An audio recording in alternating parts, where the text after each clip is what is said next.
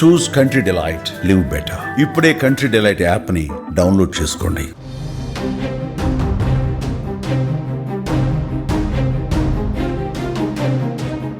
బీఆర్ఎస్లో ఎమ్మెల్సీ కవిత ఇప్పుడు ప్రకంపనలు సృష్టిస్తుంది. తాజాగా ఎమ్మెల్సీ కవిత పాదయాత్ర చేయబోతుందా అనేటువంటి ఒక సమాచారం కూడా తెలుస్తుంది.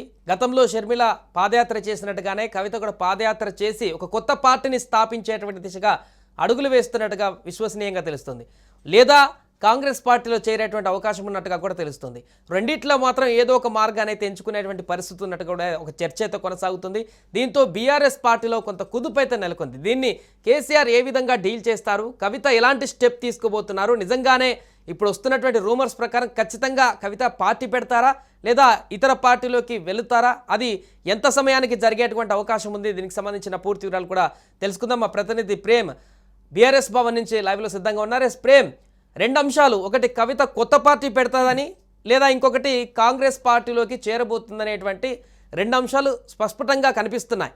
రెండిట్లో ఏది జరిగేటువంటి అవకాశం ఉంది?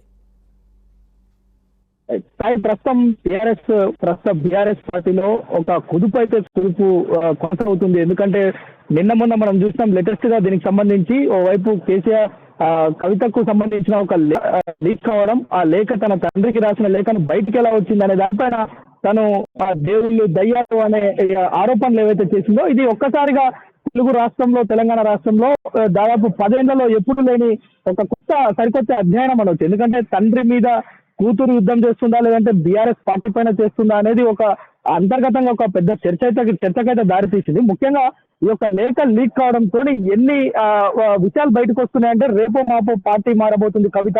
ప్రస్తుతం ఎమ్మెల్సీగా బీఆర్ఎస్ లో కొనసాగుతున్న రాష్ట్ర మాజీ ముఖ్యమంత్రి, బీఆర్ఎస్ పార్టీ వ్యవస్థాపక అధ్యక్షుడు కల్వకుంట్ల చంద్రశేఖరరావుకు సంబంధించి, అదే వర్కింగ్ ప్రెసిడెంట్ కేటీఆర్ కి సంబంధించి సోదరి ఇప్పుడు పార్టీ మారుతుందా లేదంటే కాంగ్రెస్ పార్టీలోకి వెళ్తుందా, కొత్త పార్టీ పెడుతుందా అనే ఒక చర్చ అయితే తెలంగాణలో జోరందుకుంది. ఎందుకంటే మనం చూసాం తెలంగాణ రాష్ట్రంలో బీఆర్ఎస్ పార్టీ, గతంలో ఉన్న టీఆర్ఎస్ పార్టీ అంటే ఒక ప్రపంచం.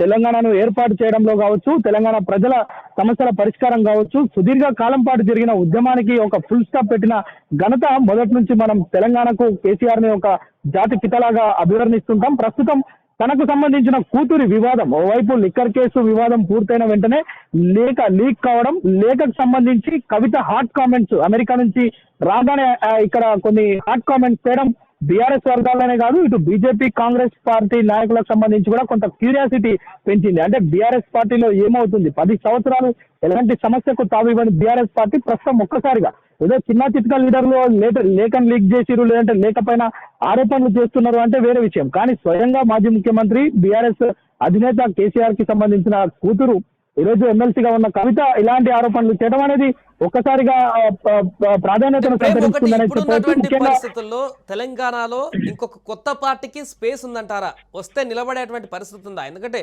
వైఎస్ షర్మిల పెట్టినటువంటి పార్టీయే మొత్తం రాష్ట్ర వ్యాప్తంగా పాదయాత్ర చేసినా కూడా ఆమె పార్టీ నిలబెట్టుకోలేక మెర్జ్ చేసినటువంటి పరిస్థితిని మనం చూసాం. సో సాయి, నిజానికి ఏంటంటే ప్రస్తుతం బీఆర్ఎస్ పార్టీలో కొనసాగుతున్న ఎమ్మెల్సీ కవిత కొత్త పార్టీని పెట్టే ఆలోచన చేస్తారా, లేదంటే తనకు ఆల్రెడీ ఉద్యమ సమయంలో మనం గనక 10 ఏళ్ల క్రితం నుంచి మనం చూస్తే కవితకు సంబంధించి జాగృతి, తెలంగాణ జాగృతిని ఏర్పాటు చేయడమే కాదు, క్షేత్రస్థాయిలో కవితకు పరిచయాలు ఉన్నాయి. At the same time leadership కూడా ఉంది.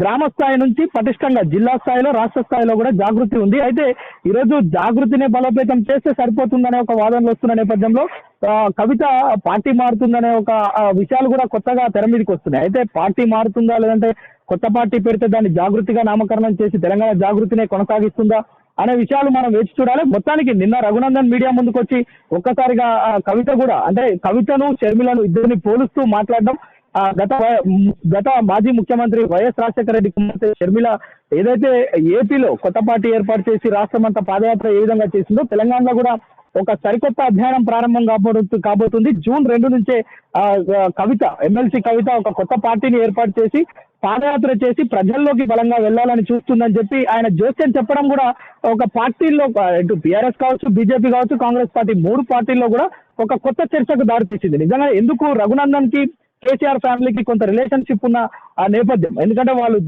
దూర బంధుత్వం ఉంది. ఈ బంధుత్వంలో భాగంగానే ఏమైనా లీక్లు ఇస్తుందా, హింట్ ఇస్తుందా అనేది కూడా ఒక చర్చకు దారితీస్తుంది. అయితే ఏదేమైనప్పటికీ కూడా బీఆర్ఎస్ లో ఇప్పుడు ప్రస్తుతం కవితకు సంబంధించిన ఎపిసోడ్ కొంత హాట్ గా ఉంది. మరోవైపు బీఆర్ఎస్ కి సంబంధించిన ఎమ్మెల్సీ కవిత ఒక్కసారిగా పార్టీ మారినప్పటికీ, ఒకవేళ కాంగ్రెస్ పార్టీలోకి వెళ్ళినప్పటికీ ఏ పరిణామం చోటు చేసుకున్నా కొంత పార్టీలో కదలికలు విపరీతంగా వచ్చే అవకాశం ఉంది. పార్టీలో ఉన్న అసంతృప్తివాదులు కావచ్చు, గతంలో కొంత నిరాదరణకు గురైన నేతలు కావచ్చు, వారందరూ కూడా కొంతమంది కవిత బాట పట్టే అవకాశం ఉంది. మరోవైపు బీజేపీ కాంగ్రెస్ గాలాలు వేస్తున్న పరిస్థితి ఉంది. ఎవరైతే బీఆర్ఎస్ లో స్ట్రాంగ్ లీడర్స్ పబ్లిక్ డొమైన్ లో కొంత స్ట్రాంగ్ గా ఉన్న వారు ఎవరైతే ఉన్నారో వారందరినీ కూడా క్యాచ్ చేసేందుకు కాంగ్రెస్ బీజేపీ కూడా సిద్ధంగా ఉన్నట్లుగా మనకైతే తెలుస్తుంది.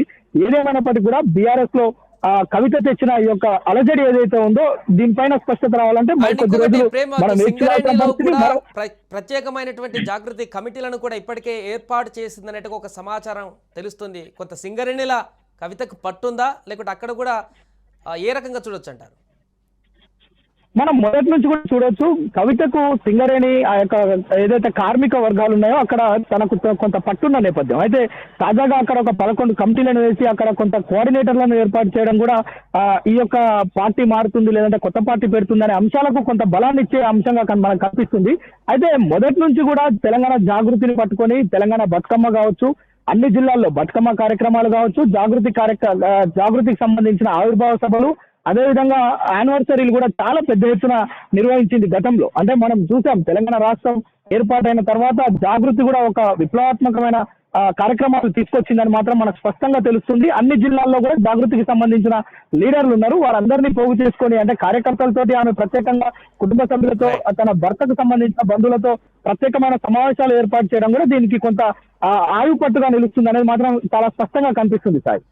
Right, thank you Prem. So మొత్తానికి అది ప్రస్తుతం ఎమ్మెల్సీ కవిత ఒక కొత్త పార్టీని పెట్టబోతున్నారనేటువంటి చర్చ అయితే బలంగా విస్తృతంగా వినిపిస్తుంది. లేదా కాంగ్రెస్ పార్టీలోకి వెళ్ళడానికి కూడా కొంత చర్చ కొనసాగుతున్నట్టుగా తెలుస్తుంది. దీనికి సంబంధించి ప్రధాన పత్రికల్లో వార్తలు కూడా ఇప్పటికే వెలువడుతున్నాయి. అంతేకాకుండా అటు కవిత వర్గానికి సంబంధించినటువంటి వ్యక్తులు కూడా ఈ విషయంలో అలర్ట్ అవుతున్నారు. కవితతోని ఎంతమంది వస్తారు, బీఆర్ఎస్ పార్టీ నుంచి ఎంతమంది కవిత వెనుక నడుస్తారు, ఎంతమంది బీఆర్ఎస్ పార్టీలో ఉంటారనేటువంటి చర్చ కూడా ఇప్పుడు నెలకొంది. ఈ నేపథ్యంలోనే కవిత ఎలాంటి స్టెప్ తీసుకోబోతున్నారనేటువంటి క్యూరియాసిటీ అయితే ఇప్పుడు తెలంగాణలో నెలకొంది. సుమన్ టీవీలో మీ పర్సనల్ అండ్ బిజినెస్ ప్రమోషన్స్ కోసం కింది నెంబర్కి కాంటాక్ట్ చేయండి.